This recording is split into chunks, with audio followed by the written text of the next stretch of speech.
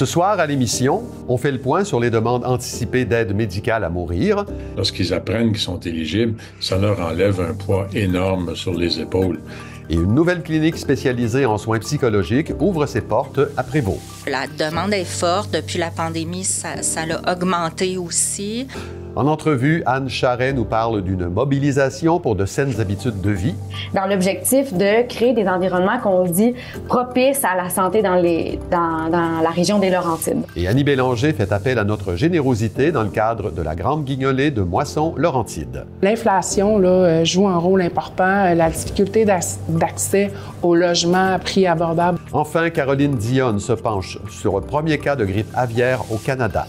Selon la santé publique, l'adolescent pourrait avoir été infecté par un oiseau ou un animal. Bienvenue à Accès Local.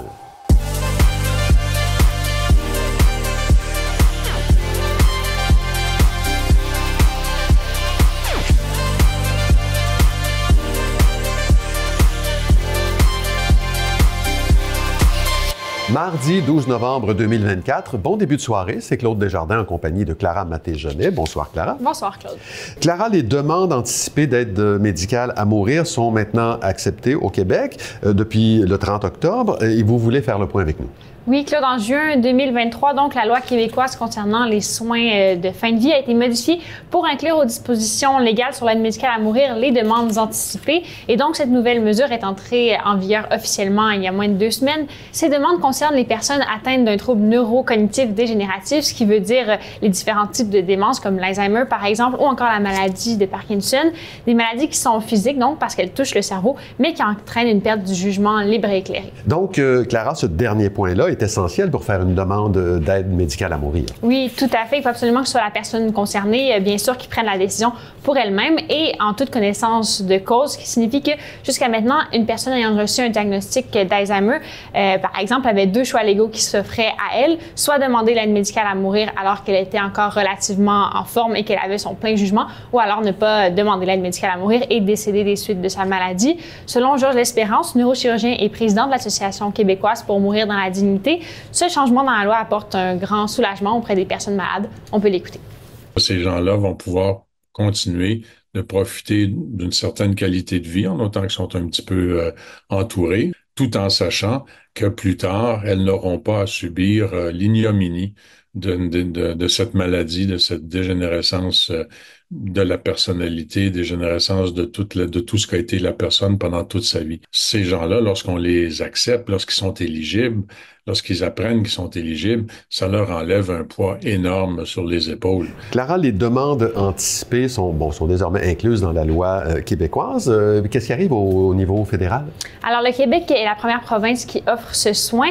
Les demandes anticipées ne sont pas incluses dans le Code criminel canadien. Ça fait un moment maintenant que des groupes tels que la QDMD ainsi que des politiciens au niveau provincial et fédéral somment le gouvernement Trudeau d'amender le Code criminel pour laisser au Québec la liberté d'offrir ce soin à l'abri de tout quiproquo juridique. Luc Thériault, qui est député de Montcalm pour le Bloc québécois, est l'une de ces personnes. Le gouvernement Legault a décidé de ne pas attendre le feu vert d'Ottawa et d'aller de l'avant avec les demandes anticipées. C'est Sonia Bélanger, ministre des Aînés et députée de Prévost, qui a mené à terme ce projet.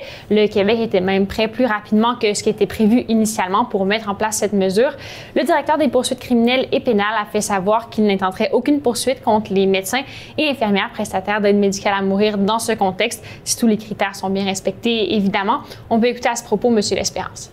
Certains sont inquiets, mais plusieurs autres, dont moi et des collègues, n'ont aucune inquiétude. Encore une fois, le Code criminel est de compétence fédérale, mais l'application du Code criminel se fait dans chacune des provinces en fonction des compétences des provinces. Est-ce que tout est mis en place présentement pour recevoir les premières demandes anticipées? Oui, toutes les mesures sont prêtes selon M. L'Espérance. Le gouvernement québécois a mis en ligne un guide pour les demandes anticipées. Bien sûr, même si elles sont légales depuis le 30 octobre, les demandes anticipées ne seront normalement pas mises à exécution avant au moins quelques mois ou quelques années. Pour faire une demande anticipée, une personne doit mettre au clair une liste de critères qui détermineront le moment où la personne recevra ce soin. M. L'Espérance nous donne plus de détails à ce sujet. Il faut qu'il y ait le plus de critères possible selon les valeurs de la personne. Exemple, lorsque je serai plus capable de faire ma toilette personnelle moi-même, lorsque je serai devenu incontinent de selle et d'urine, lorsque je ne connaîtrai plus mes petits-enfants. Clara, l'Association québécoise pour mourir dans la dignité est composée de sections régionales. Les Laurentides comptent aussi son collectif. Oui, le collectif laurentien de la QDMD a vu le jour en début d'année. Son objectif est de remplir la mission de l'organisme en territoire laurentien, bien sûr, et de rapporter les réalités régionales à la direction générale. Des conférences ont été organisées dans les derniers mois à différents endroits dans la région. Pour plus d'informations, vous pouvez consulter leur site Internet. Alors, bon, l'aide médicale anticipée, c'était le cheval de bataille de l'organisme depuis plusieurs années. À quoi on va s'attaquer maintenant? Alors, il y a deux prochains combats qui sont dans la ligne de mire de la QDMD. Le premier, c'est l'accès aux soins aux mineurs matures, donc aux adolescents qui vivent depuis leur enfance avec une maladie incurable. En ce moment, il faut être âgé de 18 ans pour faire une demande d'aide médicale à mourir. Le deuxième débat, c'est celui entourant l'accès aux soins pour les personnes atteintes de maladies mentales qui sont exclues présentement de la loi. Merci Clara, on se revoit plus tard dans l'émission. Il sera question d'une nouvelle clinique spécialisée en soins psychologiques. À plus tard, Claude. 2 des 27 finalistes du mérite municipal de cette année proviennent des Laurentides. D'abord, Raphaël Dufour-Raymond, travailleuse sociale au service de police de Mirabel, a créé une trousse discrète en violence conjugale pour soutenir les victimes, alors que Véronique Villeneuve, urbaniste et chef de division à la ville de Blainville, a encouragé la participation citoyenne à de nombreux projets. Jusqu'au 18 novembre, le public est invité à choisir son coup de cœur parmi ceux et celles qui ont contribué au développement de leur communauté. Les lauréates et lauréats seront dévoilés lors d'une cérémonie qui aura lieu à l'Assemblée nationale le jeudi 21 novembre. Hier matin, 800 services de garde en milieu familial des Laurentides, affiliés à la FIPEC-CSQ, sont entrés en grève pour négocier de meilleures conditions de travail. Cette semaine, les services ouvrent 30 minutes plus tard que l'heure habituelle. Les centres de la petite enfance affiliés à la Fédération feront la grève à leur tour dès vendredi. Les moyens de pression seront graduels et s'étendront sur 4 semaines. Si une entente n'est pas conclue entre le syndicat et le gouvernement du Québec, les services ouvriront avec 1 heure de retard dès la semaine prochaine. Élaborer des projets collectifs, structurants, inspirants et inclusifs, voici le mandat que se donnent les 17 tables intersectorielles régionales en saines habitudes de vie, dont fait partie l'organisme Laurentides en santé. Qu'est-ce que c'est? Comment ça fonctionne? J'en discute avec Anne Charret, qui est coordonnatrice de Laurentides en santé. Madame Charret, bonsoir. Bonsoir. Bon, avant d'entrer dans les détails, expliquez-nous d'abord comment est né ce regroupement-là, qui en fait partie et à quels besoins ça répond? En fait, ça fait vraiment plusieurs années, là, au-dessus de 15 ans, que les tables intersectorielles régionales en saines habitudes de vie existent. Il y en a une dans chacune des régions du Québec. Puis, c'est né vraiment du besoin de rassembler les bonnes personnes, tout le monde ensemble. En fait, on a une bonne habitude de travailler tout le monde un peu en silo, autant le milieu municipal, institutionnel que communautaire. Puis les tirs SHV, ça c'est le petit acronyme. Oui. Donc les tables intersectorielles. L'objectif, c'est vraiment de ramener tout ce beau monde-là ensemble pour faire des projets collectifs, puis apprendre à avoir un impact un peu plus grand que si on travaillait tout individuellement. D'accord. Donc, voilà. Donc, dans les Laurentides, ça veut dire 34 organisations, 50 partenaires, j'espère que ces chiffres-là sont toujours bons, qui ont élaboré ensemble 18 projets qui touchent l'alimentation, l'activité physique, le transport actif. Pourquoi particulièrement ces secteurs-là? En fait, on est même rendu à 50 organisations qui sont partenaires avec Laurentides en santé, fait que ça s'en vient pas mal gros. Puis, on touche en fait ces différentes thématiques-là dans l'objectif de créer des environnements qu'on dit propices à la santé dans la région des Laurentides. Donc, un environnement qui va nous influencer positivement à adopter des saines habitudes de vie, donc qui va nous donner envie de manger plus de fruits et légumes, de plus bouger, de se déplacer activement. Donc, ces thématiques-là sont abordées parce que ça nous permet de couvrir un grand éventail de ce que c'est les saines habitudes de vie. Oui. Voilà. Bon, vous avez dit tout à l'heure que ces instances-là avaient tendance à travailler auparavant en silo, chacune de leur côté. Alors, donnez-moi peut-être 1 ou 2 exemples de projets qui émanent de l'exercice et qui n'auraient pas pu exister là, sous cette forme-là ou qui auraient existé autrement si on n'avait pas fait tomber toutes ces cloisons-là. Ben, je pense à un projet de pédagogie en plein air qu'on a mis en place dans la région des Laurentides. C'est un projet que l'idée est venue à la base de la santé publique, qui se disait ça serait vraiment intéressant de faire que les jeunes apprennent plus à l'extérieur puis qu'ils bougent plus dans leur classe. Puis là, l'idée est venue de la santé publique, qui a ensuite été transférée à un organisme qui s'appelle Loisirs Laurentides dans la région. Puis là, à ça, c'est greffé Laurentides en santé, des gens, des kinésiologues, les différents centres de services scolaires sont arrivés. Puis dans le fond, le fait d'avoir des projets collaboratifs, bien, ça permet d'avoir toutes les expertises autour d'une même table, puis de faire des projets qui tout d'un coup deviennent super structurants parce qu'ils deviennent dans la mission puis dans les objectifs de chacun de ces organismes-là. Fait que tout le monde va dans la même direction. Je dirais que ça serait un bon exemple. Oui, bien c'est un exemple qui m'avait interpellé moi aussi quand j'ai regardé votre dossier. On parle, Mme Charette, de table intersectorielle, mais il y a aussi une conversation là, qui s'établit entre les régions. Oui, exact. Puis ça, je dirais que c'est une des plus-values, c'est que moi, j'ai un endroit où je peux, qu'on appelle le collectif des tables intersectorielles, où je peux discuter avec chacune des personnes dans les autres régions du Québec. Donc, ça nous permet de partager qu'est-ce qui se fait ailleurs, puis de s'inspirer mutuellement. Par exemple, on a une démarche en alimentation scolaire en ce moment dans la région des Laurentides, puis la Côte-Nord est venue vers moi pour me demander « Hey, comment vous faites ça? C'est qui les acteurs sont autour de la table? Comment on pourrait s'inspirer, on se partage des documents, puis on essaie de vraiment travailler ensemble pour pas être obligé de dédoubler, puis de juste partir de ce que les autres ont déjà bâti, puis essayer de l'amener dans nos régions. Fait que c'est comme ça accélère le processus, puis ça rend ça juste plus intéressant pour tout le monde. Quels sont, dites-moi, les défis à relever pour améliorer la santé là, et la qualité de vie des gens dans les Laurentides? Est-ce qu'il y a des particularités laurentiennes du point de vue des habitudes de vie? Ben, je dirais, dans les Laurentides, il y a 90% des gens qui ne font pas de transport actif. Donc, ils se déplacent pas à vélo ou à pied pour aller au travail, à l'épicerie, aller porter les enfants à la garderie. Fait que, puis ça, c'est grandement lié quand même à notre territoire où les infrastructures sont pas nécessairement présentes. Donc, ça, c'est plus difficile de faire embarquer les gens dans cette thématique-là pour le moment parce que l'environnement est des fois pas favorable à ça. Mais de plus en plus, là, on a justement financé un forum sur la mobilité durable. Puis ce forum-là a permis à plein de gens de se rendre compte que, bon, mais il faut qu'on l'adresse, cette thématique-là. Puis il va y avoir une nouvelle table de concertation en transport actif dans la région suite à ça. Fait qu'on sent qu'il y a un momentum là, qui s'en vient, mais ça demande beaucoup de travail. Oui. Cet aspect-là. Mais écoutez, en terminant, Mme Charret, j'invite les gens à visiter votre site web pour prendre connaissance de vos projets puis de tout ce qui est en préparation, de tout ce qui est en action. Merci beaucoup d'avoir été là. Vous êtes, je rappelle, coordonnatrice de Laurentides en santé. Merci beaucoup. La Ville de Lorraine invite les aînés de la municipalité à une consultation publique qui se déroulera sous la forme d'un café-causerie le mardi 26 novembre de 13h à 16h au Centre culturel Laurent G. Bellé. Cette consultation permettra aux intéressés de contribuer à la mise à jour de la politique municipalité amie des aînés et de la famille. Ils pourront participer à des tables rondes sur plusieurs thématiques comme les infrastructures municipales, la qualité de vie, le transport, la participation sociale, les loisirs, l'inclusion, les communications, la santé et la sécurité. Les parents du Centre de services scolaires de la Rivière-du-Nord ont maintenant un accès gratuit à la plateforme aidersonenfant.com.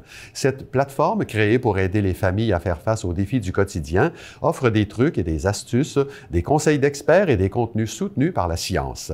Les parents du CSS-RDN seront abonnés à Aider son enfant jusqu'au 30 juin 2027. Un accès direct est disponible dans le portail Mosaïque Parents. On va parler santé publique maintenant avec Caroline Dionne. Bonsoir, Caroline. Bonsoir. Alors, les autorités de la santé de la Colombie-Britannique ont annoncé il y a quelques jours qu'un adolescent aurait obtenu un résultat, je le mets au conditionnel, aurait obtenu un résultat positif à un test pour la grippe aviaire. Si c'est confirmé, il s'agirait du premier humain à contacter ce virus-là au Canada. Exactement. Et là, le jeune est hospitalisé à Vancouver, dans un hôpital pédiatrique. Et l'échantillon positif a été envoyé à Winnipeg pour une analyse plus en profondeur pour savoir est-ce que c'est ou non le virus H5N1. Selon la santé publique, l'adolescent pourrait avoir été infecté par un oiseau ou un animal, mais une enquête est en cours pour savoir vraiment qu'est-ce qui s'est passé. Il y a présentement 23 fermes aviaires qui sont aux prises avec la grippe aviaire en Colombie-Britannique.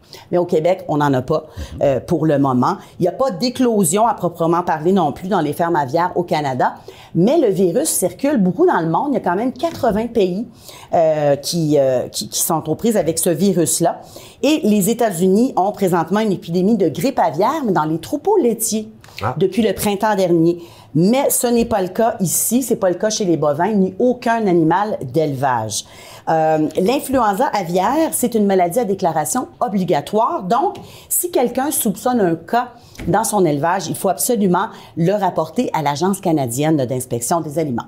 Bon, donc, quel est le risque d'infection pour le grand public? Le risque est quand même faible pour les gens qui n'ont pas de contact étroit avec des oiseaux infectés ou encore avec des animaux infectés. Selon Santé Canada, c'est ça, les cas surviennent le plus souvent après un contact étroit avec des oiseaux infectés ou dans des environnements hautement contaminés, par exemple des élevages de volailles ou des marchés d'animaux vivants. Une personne peut aussi contracter l'infection après avoir été en contact avec des animaux infectés, qu'ils soient sauvages ou d'élevage. Ça peut être un animal sauvage, ou d'élevage, comme du bétail, par exemple. Bon, même si les risques de contracter la grippe aviaire sont faibles, quels sont les symptômes qui devraient peut-être nous mettre en alerte? Oui, exactement. Donc, il y a des personnes qui n'ont pas de symptômes. Mais il peut y avoir des symptômes allant de léger à grave et ça peut même entraîner la mort, la grippe aviaire. Les symptômes apparaissent... Léger à décès. De léger à décès, il y a rien entre les deux. Mais non, il y a vraiment toutes sortes de possibilités. Dans le fond, les symptômes apparaissent 1 à 2 jours, parfois plus après l'exposition. Puis ça ressemble beaucoup à les maladies qu'on connaît. Oui. La toux, l'essoufflement, la fièvre, les douleurs musculaires, les maux de tête. Il peut y avoir aussi de la diarrhée, le nez qui coule, le mal de gorge, la fatigue, la conjonctivite, le saignement des gencives. Ça peut aussi évoluer vers une maladie respiratoire grave, par exemple une difficulté à respirer, une pneumonie, un syndrome de détresse respiratoire aiguë ou encore des changements neurologiques, par exemple des crises d'épilepsie. C'est quand même sérieux. Et aussi, dans les cas vraiment très, très, très graves, on peut parler de défaillance d'organes, d'insuffisance cardiaque et même la mort. On n'en veut pas. Mais il faut quand même pas paniquer si on a des symptômes comme ça, parce que il faut quand même, pour penser à la grippe aviaire, faut avoir été en contact avec des animaux qui pourraient avoir la grippe aviaire dans les 10 jours précédant l'apparition des symptômes. Alors, si vous avez des symptômes comme ça et vous avez été en contact avec la grippe aviaire, possiblement, il faut prendre contact avec un professionnel de la santé, évidemment. Il y a des médicaments qui peuvent être utilisés pour traiter la grippe aviaire, c'est des antiviraux. Donc, il faut que ce soit pris le plus rapidement possible, dans les 2 jours suivant l'infection. Ce que ça va faire, ça va réduire les symptômes, ça va réduire la durée de la maladie. Ça peut réduire aussi les complications graves de la maladie. Les personnes qui sont aux prises avec une infection grave doivent être hospitalisées, parce que c'est quand même sérieux. D'accord. Bon, on va essayer de définir c'est quoi le contact avec un animal. Est-ce qu'on peut contracter la maladie, par exemple, en consommant de la viande, des œufs ou du lait d'un animal qui a la grippe aviaire? Selon l'Agence canadienne d'inspection des aliments, il n'y a aucune preuve attestant que la consommation de volaille, de bœuf, de gibier, d'abat ou d'œuf cuit, le mot cuit est important et bien cuit, puisse transmettre la grippe aviaire à l'humain. Donc, la consommation de ces produits-là est sans danger. C'est la même chose également pour le lait et les produits laitiers pasteurisés. Encore une fois, j'insiste sur le pasteurisé. Parce que le lait cru et les fromages au lait cru, là, oui, ça pourrait nous infecter si l'animal avait la grippe aviaire. Alors, soyons sur nos gardes. Caroline Dionne, merci beaucoup. On surveille ça. Oui, on surveille ça. Pour un bonheur sans fin, tel est le thème sous lequel se déroulera cette année la grande guignolée de Moisson-Laurentide qui fait face à des défis de plus en plus grands. Pour en parler, je reçois Annie Bélanger, directrice générale de notre Banque alimentaire régionale. Madame Bélanger, bonsoir. Bonsoir. Je suis toujours épaté, moi, à chaque année par vos thèmes et vos slogans de campagne. Celui-là est tout simplement, tout simple et tellement approprié. On peut pas, Madame Bélanger, être heureux si on a faim. Non, effectivement, c'est impossible. Donc, c'est vraiment un besoin essentiel de se nourrir. Et malheureusement, dans la région, les besoins ne cessent de croître. On a sorti récemment les résultats du bilan fin. On parle d'une augmentation de 27 % du nombre de personnes qui doivent aller dans un comptoir d'aide alimentaire en mars 2024 sur le territoire. Donc, c'est énorme. C'est plus de 30 % de ces usagers qui sont des enfants. Donc, une grosse grosse augmentation aussi là, de ce côté-là. Là, on parle de la situation dans les Laurentides. Là, dans les Laurentides, effectivement. Votre clientèle change toujours. La faim touche toutes les catégories de personnes là, maintenant. Oui, effectivement, on voit une grosse augmentation là, au niveau du nombre de personnes qui occupent un emploi à temps plein, qui doivent aller dans les comptoirs. Là, c'est une augmentation de 50 par rapport à 2019. On a aussi une augmentation importante des familles biparentales, donc qui doivent aller aussi dans les comptoirs. On a aussi, évidemment, nos personnes aînées là, qui, bon an, mal an, aussi, ce nombre augmente. Donc, il y a aussi un problème au niveau de l'approvisionnement. Là, donc, l'approvisionnement ne suit pas la croissance. Ouais. C'est la 5e croissance consécutive de l'aide du nombre de demandes d'aide là, depuis 2019 et l'approvisionnement est malheureusement pas au rendez-vous.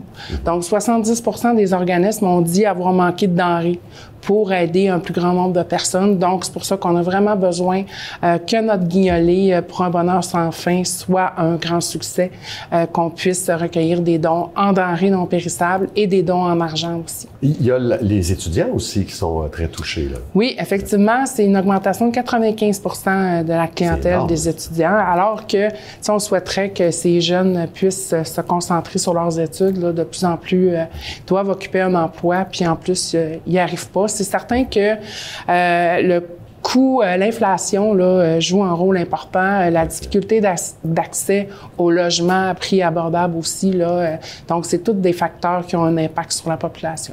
Heureusement, vous êtes là toute l'année, mais tout le mois de décembre, vous tenez un événement qui s'appelle la Grande Guignolée. La formule varie peu, mais les moyens de donner évoluent. Qu'est-ce qu'on a au programme cette année? En fait, il y a plusieurs façons de donner. Donc, le 5 décembre, là, partout dans les Laurentides, il y aura des points de collecte sur rue. Donc, les gens peuvent former leur groupe, peuvent être bénévoles. C'est de 6 heures le matin à 21 heures le soir. Donc, on sera répartis partout. On va recueillir des dons en argent. On aura aussi, donc, prévoir d'avoir de l'argent sonnant. Hein. On sait que souvent, on en a moins là, de nos jours. Mais on aura aussi un outil de paiement sans contact, qui est vraiment sécuritaire, donc les TipTap, avec une Visa, avec une carte de crédit, une carte débit, on pourra faire des dons de 5 $ jusqu'à concurrence de 10 à la fois là, par carte. Donc, on aura aussi, les gens peuvent participer à la guignolée virtuelle. Donc, dans les entreprises, là, si on veut solliciter nos collègues, solliciter notre famille, nos amis, c'est très simple. Sur le site web de Moisson Laurentide, là, c'est facile de s'inscrire, de créer son équipe. On peut faire des dons aussi en argent. Là, on a une plateforme qui est 100% sécuritaire. Les gens peuvent aussi donner dans les marchés d'alimentation participants. Là, tout le mois de décembre, là, il y aura des tirelires, il y aura aussi possibilité de laisser des dons embarrés.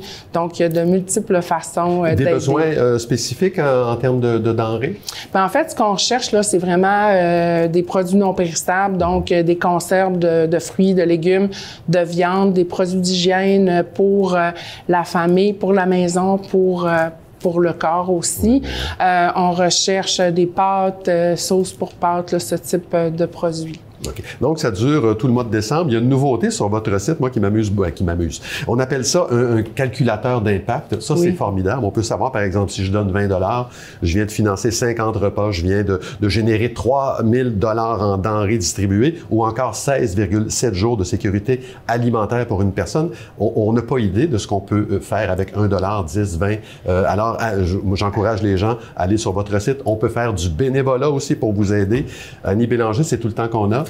Bonne guignolée. Merci beaucoup d'avoir été avec nous. Merci à vous. On est de retour avec Clara Maté-Genet. Il y a une nouvelle clinique spécialisée en soins psychologiques qui a ouvert ses portes dans la région et TVBL était sur place. Oui, Claude, la clinique Priorité Psycho a été inaugurée le 16 septembre dernier à Prévost. Notre équipe s'est rendue sur place dernièrement pour visiter l'endroit et pour discuter de l'accès aux soins en santé mentale dans la région. Alors, je vous propose de regarder notre reportage à ce sujet. On offre 3 types de services principaux, je dirais, des psychothérapies individuelles avec des psychologues, pour tout ce qui est problème de santé mentale, événements de vie difficiles, chercher une meilleure compréhension de soi. On a aussi des services aux familles, aux enfants, adolescents, familles et couples aussi, qui désirent aussi peut-être améliorer des choses dans leur vie, faire des changements, améliorer la relation entre eux ou avec les enfants. Puis enfin, on a tout ce qu'on appelle, disons, des interventions de groupe qui sont mises sur pied là, tranquillement, qui regroupent toutes des interventions, conférences, formations sur diverses problématiques reliées à la santé mentale. Comme là, on a un groupe qui se met sur pied pour les parents dont les enfants sont victimes d'intimidation, pour essayer de les aider à voir comment ils peuvent gérer ça puis se sentir plus outillés pour faire face à ça. Autant qu'on peut avoir des groupes, moi, une de mes spécialités, c'est le diabète, donc pour aider les personnes vivant avec le diabète à mieux gérer cette maladie-là puis le traitement qui vient avec ça. Les services en psychologie ou les services psychosociaux sont en forte demande depuis longtemps. Moi, ça fait 6 ans que je suis installée ici dans la région là, comme psychologue autonome. Puis la demande est forte. Depuis la pandémie, ça l'a augmenté aussi.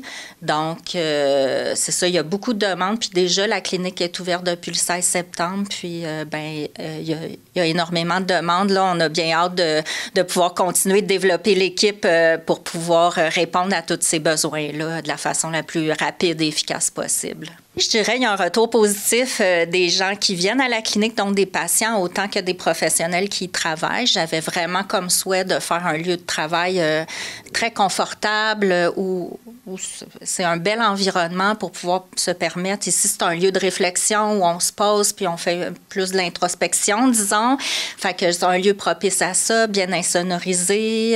Fait que je dirais que ça fait à peine là, 2 mois qu'on est ouvert puis les professionnels qui sont ici apprécient beaucoup l'environnement, puis les clients apprécient aussi l'environnement, puis les professionnels qui y travaillent à date, oui. Je dirais que c'est un défi particulièrement en psychologie de recruter des psychologues qui veulent travailler ici ou dans les Laurentides. En tout cas, je ne sais pas si c'est la même réalité pour toutes les cliniques dans d'autres régions aussi, mais je dirais que ça, c'est, oui, un défi de recruter des professionnels comme des psychologues. Puis l'autre défi, sinon, c'est sûr que moi, je suis psychologue, fait que de monter un plan d'affaires, gérer tout ce qui est en lien avec la construction d'une clinique, c'est un bon défi pour quelqu'un qui n'est pas habitué de faire ça. Merci, Clara. On se revoit demain. Au revoir, Claude. Voilà, c'est tout pour aujourd'hui. Merci beaucoup d'avoir été là. L'émission Montre-moi tes Laurentides suit à l'instant. Bonne soirée à notre antenne.